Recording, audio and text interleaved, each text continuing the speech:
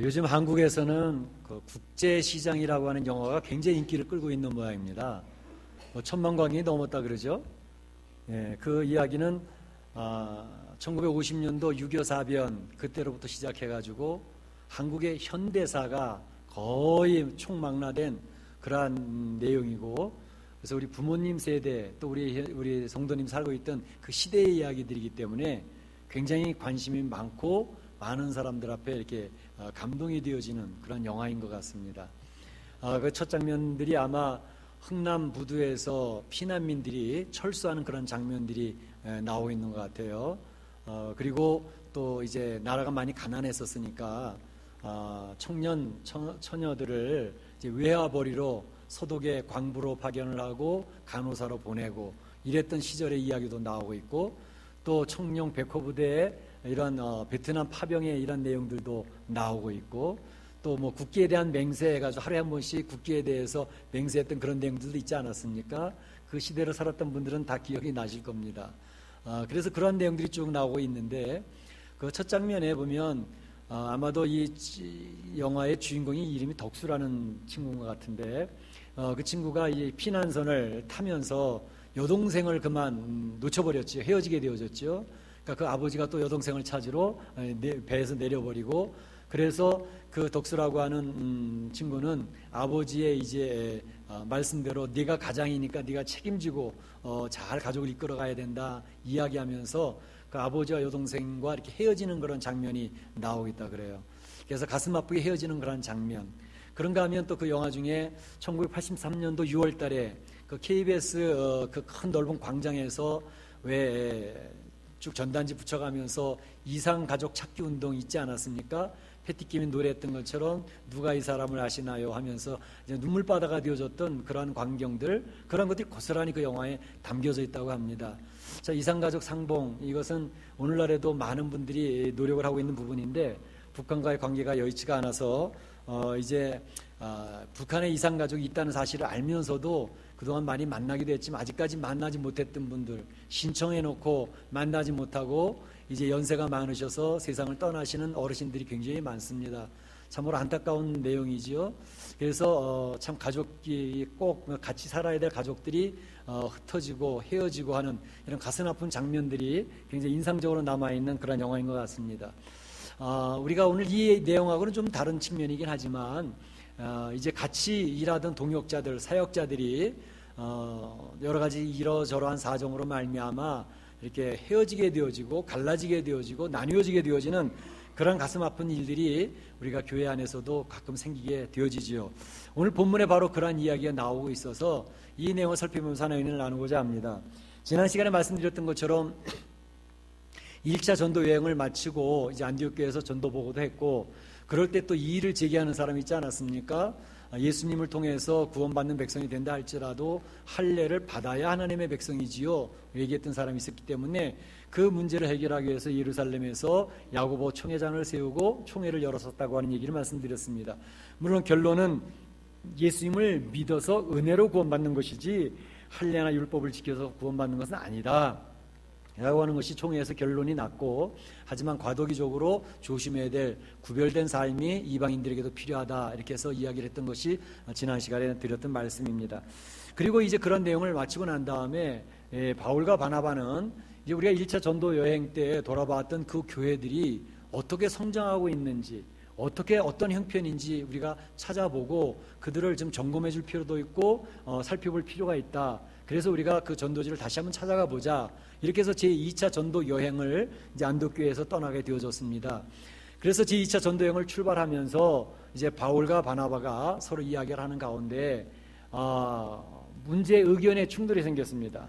그래서 바울과 바나바가 나뉘어지는 가슴 아픈 헤어지는 장면이 오늘 본문에 정확하게 이렇게 묘사가 되어지고 있는 것이죠. 그래서 이 말씀을 살펴보면서 하나님이 오늘 이 아침에 우리에게 주시는 메시지는 뭘까 하는 것을 한번 생각해 보고자 하는 것입니다. 먼저 이렇게 위대했던 귀했던 사역자들이 왜 갈라지게 되었을까? 왜 서로 나누어지게 되었을까? 하는 것을 살펴보고자 합니다.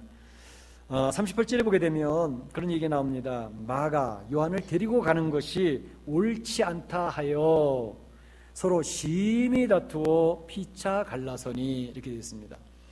바울과 바나바가 서로 이렇게 논쟁을 하고 뭐 가볍게 이야기해서 다퉜던 것 같지가 않고 성경이 강조하는 것처럼 심히 다투었다 그랬습니다.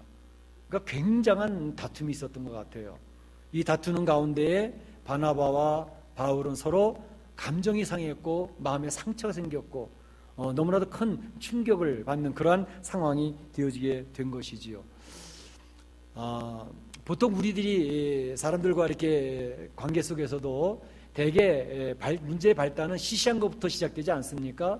별 문제가 아닌데 부부끼리도 이야기하다가 서로 굉장히 감정이 상해가지고 서로 말을 막 쏟아붓다 보니까 굉장히 큰 상처가 되어지는 그런 일이 있었던 것처럼 사실 이 문제도 쉽다면 쉬운 문제로 시작을 한 건데 문제가 굉장히 심각한 지경까지 이르게 되어졌던 것이죠. 그 문제의 발단은 바로 마가 요한이라고 하는 사람을 제2차 전도 여행에 포함을 시킬 것이냐 말 것이냐 하는 것, 이를 데리고 갈 것이냐 데리고 가지 말 것이냐 하는 문제를 가지고 이제 이 다툼의 시작이 되어졌던 것을 볼 수가 있습니다. 도대체 마가 요한의 이 다툼이 왜 그렇게 심각하게 된 것일까? 우리가 제1차 전도여행을 볼 때에 사도행전 13장 13절에 보게 되면 밤빌리아 버가에 이르러서 요한이 저희들을 떠나 예루살렘으로 돌아가고 이렇게 되어져 있습니다. 그러니까 버가라는 지역에 이르렀을 때 마가는 난 돌아갈래, 예루살렘으로 갈 거야, 그리고 그냥 가버렸다는 거예요. 그러니까 그 전도팀이 구성이 되어서 각자 맡은 일을 감당하고 있는데 이 마가 요한이 바로 무단이탈을 해버린 것이죠. 그 왜 그랬을까라고 하는 내용에 성경이 정확하게 설명하고 있지 않기 때문에 자세히 알 수는 없습니다. 그러나 많은 성경학자들이 공통적으로 이야기하는 몇 가지 내용들이 있습니다. 그것을 한번 소개해드리면 아마도 마가가 상당히 그 당시에 감정이 상했고 기분이 나빴었던 모양이다 이렇게 보고 있는 것이죠. 그 내용이 뭐냐면 사실 마가는 바나바의 생질입니다. 골로새서 4장 10절에 보게 되면 바나바의 생질 마가 요한이라고 소개가 되고 있거든요. 그러니까 조카입니다. 그리고 안디옥 교회가 이제 바르게 세워지기 위해서 바나바가 수고를 많이 하지 않았습니까? 그래서 바나바와 마가가 그 안디옥 교회를 세우기 위해서 힘을 많이 기울였습니다. 그래서 교회가 참 잘 서가고 있을 때에 바나바는 우리가 이렇게 하는 거 가지고는 안 되겠고 말씀을 좀 잘 가르쳐줄 지도자가 필요하다. 그렇게 해서 바나바가 이제 바울을 찾아서 모시고 오지 않았습니까? 그래서 바울이 와서 그곳에서 바나바와 함께 하나님의 말씀을 열심히 가르쳤습니다. 두란노서원이 세워지고 하나님의 말씀을 세워지고 제자훈련이 되어진 것이죠. 그 제자훈련을 잘 되어지면서 성도들에게 변화가 나타나기 시작을 했습니다. 교회가 활력을 찾기 시작을 했습니다. 그러니까 성도들의 삶이 변화가 되어지니까 비로소 안디옥 교회에서 크리스찬이라고 하는 이름이 붙여졌다 그랬죠. 그리스도인이라고 하는 이름이 붙여지면서 안디옥 교회가 영적으로 굉장히 건강성 있는 그런 교회로 탈바꿈하게 되어졌죠. 근데 이제 문제는 거기서부터 생기게 되었습니다.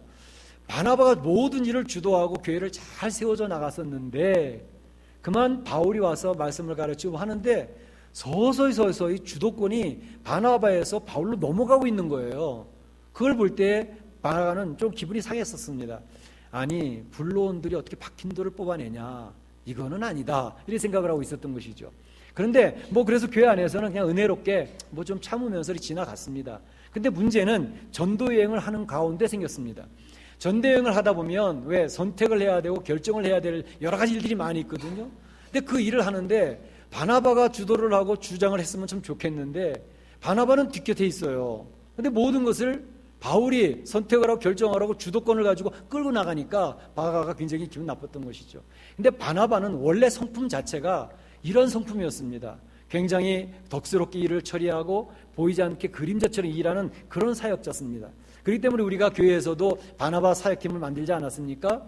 새로 오시는 분들 잘 정착할 수 있도록 보이지 않게 그림자처럼 전화도 하고 또 돌봐주기도 하고 살펴주기도 하면서 그들이 교회에 잘 정착할 수 있도록 하는 것을 왜 바나바를 세우냐면 바나바라고 하는 지도자 자체가 앞에 나서기보다는 보이지 않는 곳에서 서포트하고 돌봐주고 지원하고 하는 이런 사역을 아주 탤런트가 있게 잘했던 분이기 때문에 그분 성품이 그랬던 거죠.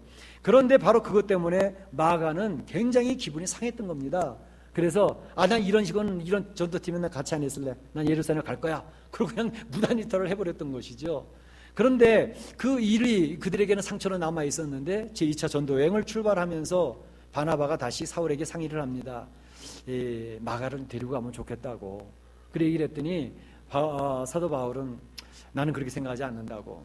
마가를 다시 데려가면 우리 전도 여행하는데 지장이 있을 거라고. 어려움을 당할 것 같으니까 마가는 이번 전도팀에서 뺐으면 좋겠다고. 그렇게 얘기를 시작을 했는데 그것 때문에 다툼이 시작이 된 거예요.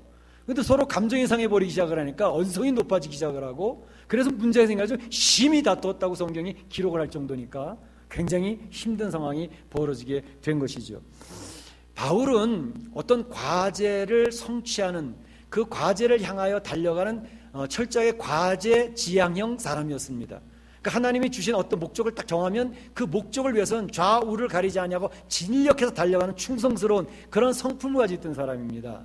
그런가 하면 바나바는 말씀드렸던 것처럼 과제를 달성하는 것도 좋지만 사람을 잃어버려서는 안 되지, 그런 스타일의 사람이었습니다. 그럴 때 여러분들이 생각하실 때는 바울이 맞습니까? 바나바가 맞습니까? 누가 맞을 것 같아요? 아마 반반으로 갈라질 겁니다. 그래도 바울처럼 하나님이 주신 일이라면 그걸 달성하는 게 중요하지, 이렇게 이야기하는 분이 한 반 정도 돼요.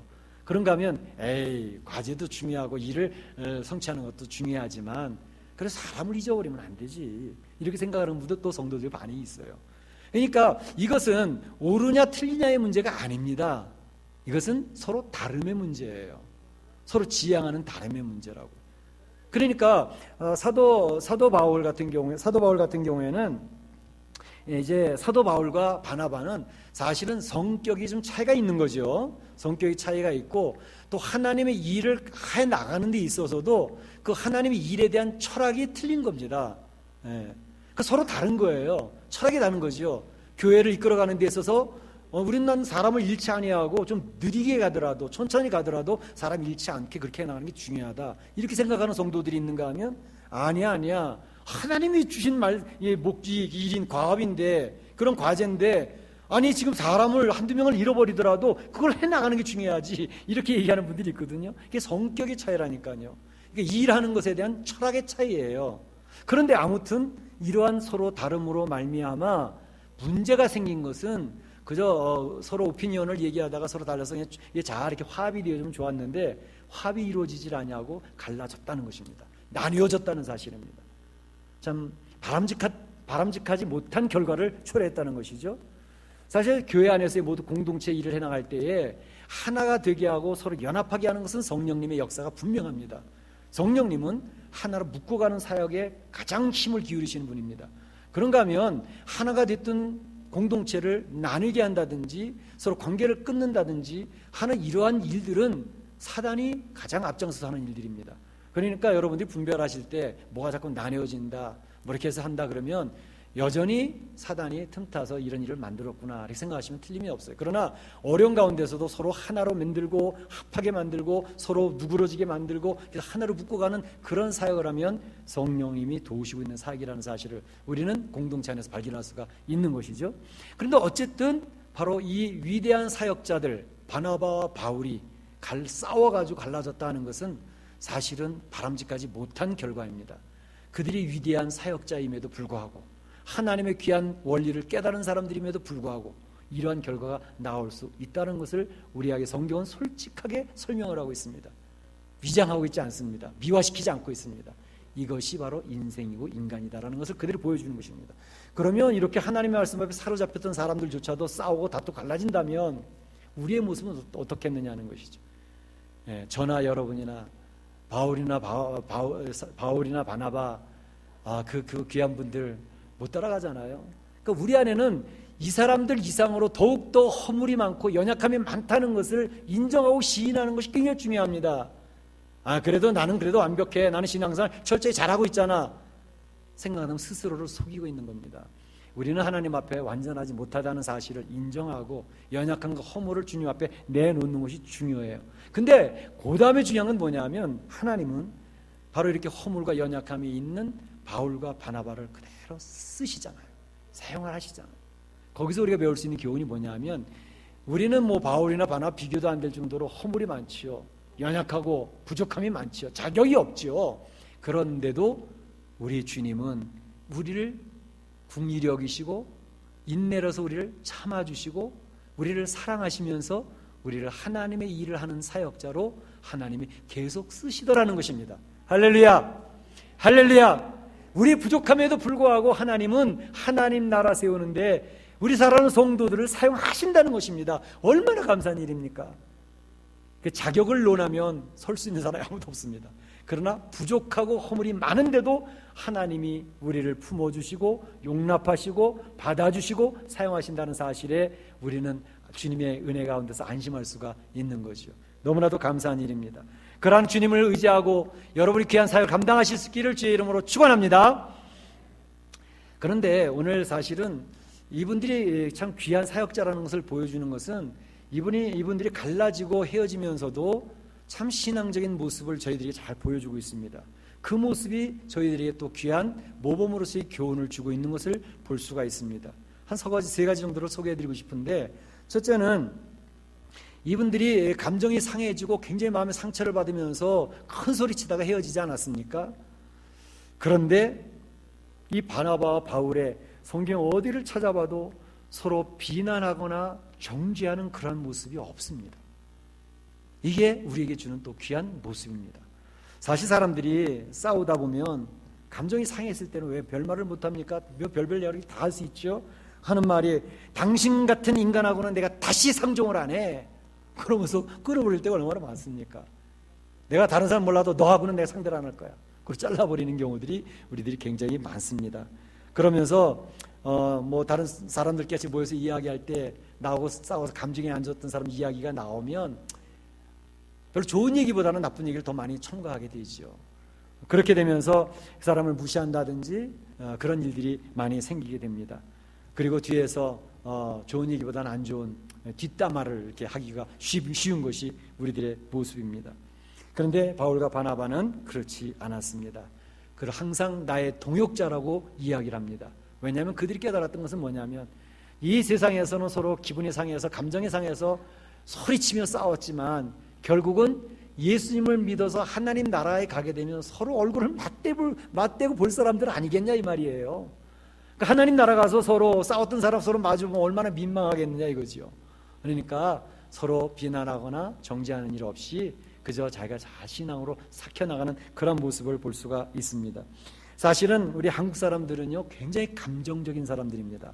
우리의 DNA가 그렇게 흘러요. 그래서 감정으로 굉장히 격해지고요. 또 우리 한국 사람들은 우리 편, 내 편 이렇게 가르는 걸 굉장히 익숙해져 있습니다. 그러니까 사색당파의 그런 DNA가 우리 한국 사람들에 흘러내리고 있거든요. 그러니까 어떤 같이 이야기하면서 내 의견에 동조해주고 어그리해주면 어쨌든 내가 우리 편이다 이렇게 되어지지만 내 얘기할 때 그것에 대해서 별 동의를 안 해주면 너는 저쪽 편이구나. 그래서 적대화시킨다고요. 그래서 내 편과 내 편 가르는데 굉장히 익숙해져 있는 우리의 문화가 있습니다.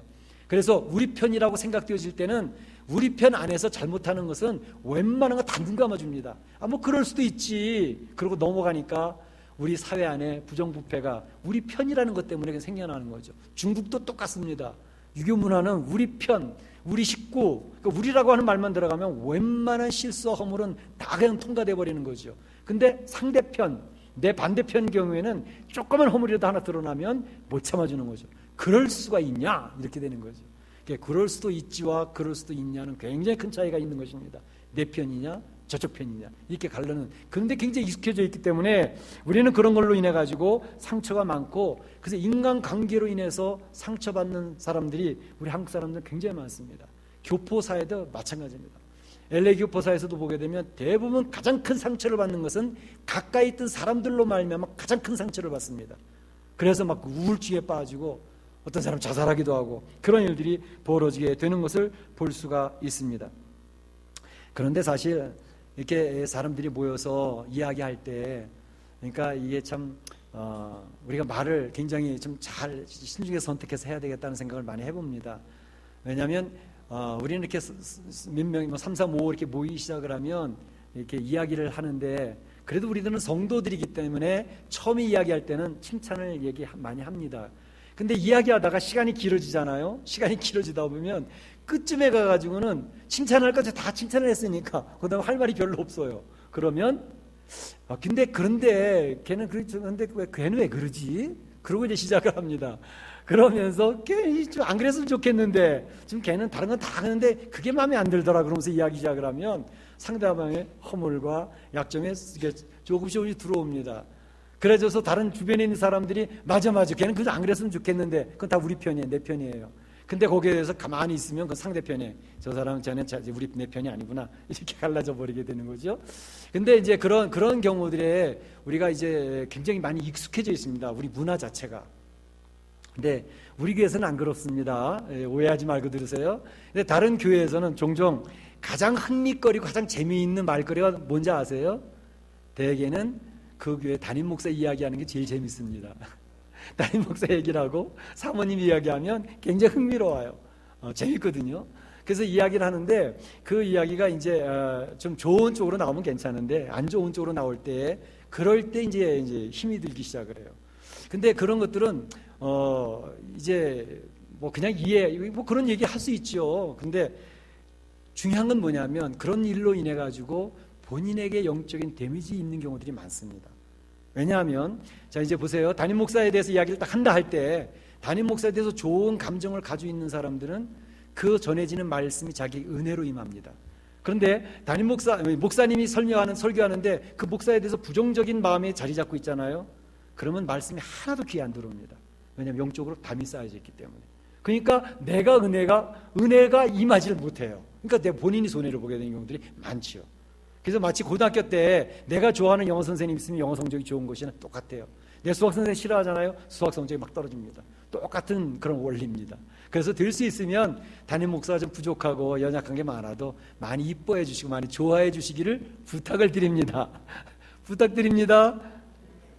예, 그거 굉장히 중요해요. 그 다음에 중요한 것은 뭐냐 하면 이야기를 할 때 교회 안에서 자기 교회 담임 목사님을 막 칭찬하고 우리 교회 장로님들은 굉장히 좋다고 이야기를 하고 우리 교회 권사님들은 정말로 좋은 분들이라고 기도도 많이 하고 사랑도 많고 뭐 음식도 잘 싸주고 그래 좋다고 하는 이야기를 계속하면 어떤 일들이 벌어지느냐 하면 그 교회가 부흥을 해나갑니다. 담임 목사 좋다고 칭찬하죠. 장로님들 좋다고 칭찬하죠. 권사님들 칭찬하죠. 교회 핵심 멤버들이거든요. 이분들이 좋다고 하는 이야기를 성도들이 입에서 입으로 쫙 소문이 나잖아요. 그러면 그 커뮤니티 안에 저절로 좋은 평가를 받으면서 사람들이 부담감 없이 들어옵니다. 그런데 반대로 근데 그 교회 다른 건 다 좋은데 목사가 좀 시원찮아 이야기하잖아요. 딱 걸려요. 근데 다른 건 다 좋은데 거기 장로님들이 좀 그래 권사님들이 좀 그래 이렇게 소문이 나잖아요. 굉장히 교회 부흥하는데 엄청 지장이 있습니다. 예, 이거는 실제로 검증된 내용들이에요. 그렇기 때문에 우리 교회가 부흥되어지고 빈자리를 채우기를 원하잖아요. 그러면 속은 그렇지 않아도 우리 목사님 좋아, 우리 장로님들 최고야, 우리 권사님들 얼마나 좋은지 몰라, 사랑이 많아, 소문을 내면 그것이 교회 빈자리를 채우는데 1등 공신이 됩니다. 그렇게 해주시기를 부탁드립니다. 이건 하나의 굉장히 중요한 내용이에요. 그런데 어쨌든 중요한 것은 오늘 바나바와 바울이 서로 다투었는데 여기서 우리에게 모범을 보여주는 것은 내 마음에 안 들어요. 기분이 상했어요. 그런데 그 사람들이 서로 비난하거나 정죄하지 아니하고 그들은 나의 동역자야. 하나님 나라에 가면 다시 볼 사람들인데 이렇게 되어지게 되는 것이었죠. 이건 굉장히 중요합니다. 그리고 또 이 바나바와 바울에서 보여주는 것은 서로 감정이 상했잖아요. 마음에 안 들잖아요. 그런데 하나님의 일을 하는 데 있어서 지장을 주지 않더라는 것입니다. 바나바는 마가를 데리고 그래 바울은 당신 가고 싶은 데로 가시오. 우리는 구브로로 전도여행을 떠나겠습니다. 구브로로 전도여행을 떠나는 거예요. 바울은 신라라고 하는 일꾼을 선택을 해서 이제 제2차 전도여행을 떠나게 되었습니다. 그래서 이 바나바와 바울이 마음에 두고 있었던 것은 서로 간의 마음은 상했고 감정은 안 좋아도 하나님의 사역에 지장을 주어서는 안 된다라고 하는 것이 철저하게 그들의 마음속에 있었다는 것이죠. 그렇기 때문에 그들은 교회에 피해를 주지 않기 위해서 신앙의 자세로 그들의 귀한 사역들을 계속 해나가고 있었다는 것입니다. 그 다음 마지막으로 한 가지는 바로 이 사도 바울과 바나바는 서로 화해하는 신앙의 모습으로 성숙한 모습을 보여주었다는 것입니다. 사실 성경 본문이나 다른 데 화해하는 장면이 딱 나와 있는 곳은 없어요. 그러니까 바울과 바나바와 마가가 서로 화해하는 그 장면이 나와 있는 곳은 없는데 성경이 쭉 살펴보면 화해한 확실한 흔적들이 나와 있습니다. 이럴 땐 빌레몬서 24절에 보게 되면 사도 바울은 마가를 향해서 마가는 나의 동역자라 이렇게 이야기를 하고 있습니다. 그런가 하면 골로새서 4장 10절 11절에 보게 되면 골로새서는 이 사도 바울이 제1차 로마에서 감옥에 갇혔을 때 쓴 책이거든요. 그러니까 감옥에 갇혀 있는데 그 감옥에 누가 같이 있었냐 하면 마가가 같이 있었습니다. 그러니까 나와 함께 갇힌 바나바의 생질 마가가 이렇게 이야기를 합니다. 그런데 그 마가에 대해서 설명하기를 그 마가 요한은 하나님의 나라를 위하여 함께 역사하는 자이니 이 사람이 바로 나의 큰 위로가 되었느니라 이렇게 이야기를 하고 있습니다. 굉장히 말 안 들었던 마가잖아요. 근데 사도 바울이 갇혀있는 감옥에 같이 있었다는 사실입니다. 뿐만 아니라 이제 디모데후서 4장 11절 디모데후서는 말씀드렸던 것처럼 사도 바울이 순교하기 바로 직전에 기록한 책입니다. 그 순교하기 직전에 사도 바울은 이제 모든 자유가 억압되어진 상태에서 이제 죽을 날만 기다리고 있는데 그때 디모데에게 써서 보낸 편지에 마가를 언급하고 있습니다. 지금 이 감옥에는 누가만 나와 함께 있는데 디모데야 내가 올 때에 마가를 데리고 와줬으면 마가는 나의 일에 굉장히 유익한 귀한 동역자야 이렇게 이야기를 합니다. 그러니까 마가를 그리워하는 그 마음 이제 얼마 있으면 죽게 될 거거든요. 그러니까 죽기 전에 마가를 보고 싶어하는 그 그리운 사모하는 마음을 디모데에게 표현하고 있는 것을 볼 수 있습니다. 사도 바울이 어땠죠? 마가 걔는 안 돼. 걔가 무슨 하나님의 일을 한다고 절대로 하나님의 방해되는 사람이야 이렇게 얘기했던 마가였습니다. 사도 바울이었습니다. 근데 사도 바울이 신앙생활을 쭉 하고 하나님의 사역을 해오는 가운데 그는 순교하기 직전에 완전히 변해져 있는 사람이 되어져 있는 것을 볼 수가 있습니다. 사도 바울이 폭넓은 사람이라 그 사람이 이해심이 많은 사람이라 그랬을까? 저는 그렇게 생각하지 않습니다. 바로 사도 바울이 이렇게 변할 수 있게 되어졌던 것은 하나님을 바라보고 주님을 바라보면서 주에게 사역을 감당하면서 그가 신앙생활에서 자기가 철저하게 깨져나가고 낮아지고 있었다는 것을 보여주고 있지 않습니까? 늘 말씀드렸던 것처럼 처음에 이야기할 때는 그 12 제자들조차도 이게 우습게 생각을 했었던 바울입니다. 그런데 가면서 그 사도들보다 내가 제일 작은 자고 더 가더니 모든 성도들보다 나는 작은 자라고 이야기를 하더니 나중에는 모든 죄인들 중에 나는 우두머리 죄인이야 이렇게 이야기를 하는 것을 보면서 그가 어떻게 신앙의 변천이 이루어지고 있는 것을 성경은 잘 보여주고 있습니다.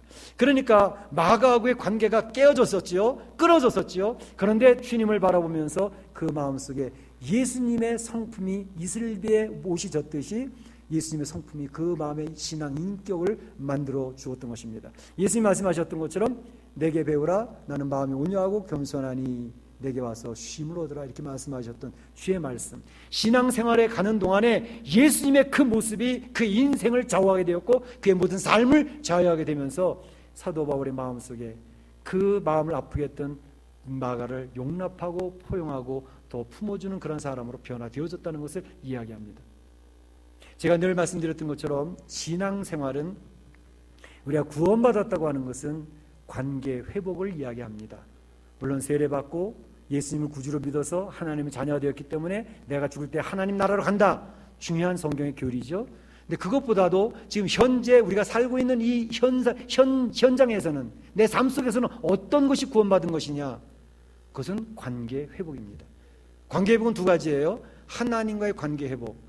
그래서 죄인 됐든 내가 거룩하신 하나님 앞에 나아갈 수 있도록 예수 그리스도의 은혜를 입었다는 것을 통해서 관계 회복이 되어진 사람들입니다. 그런데 그 관계 회복을 누리는 사람들은 바로 내 주변, 내 가정의 부부, 부모, 자식, 내 가정의 친지들, 친구들, 내 이웃 사람들 그 사람들과 관계가 우리는 쉽게 깨어지기 쉽습니다. 왜냐하면 나도 죄의 성품이 있고 상대방도 죄의 성품이 있으니까 조금만 하면 감정이 상하고 서로 소리치고 싸우다 끊어버리는 관계들이 굉장히 많습니다.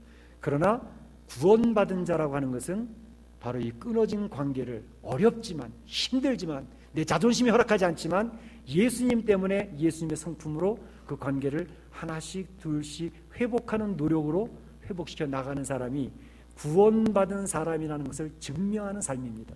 구원받은 사람이라는 것은 관계 회복을 통해서 내가 구원받은 사람이라고 내가 하나님의 자녀되는 것이 분명하구나 하는 것을 자기도 알고 다른 사람도 알 수 있도록 만드는 것이 이런 관계 회복의 노력을 통해서 하나님이 이 세상에서 경험하게 하시는 것입니다.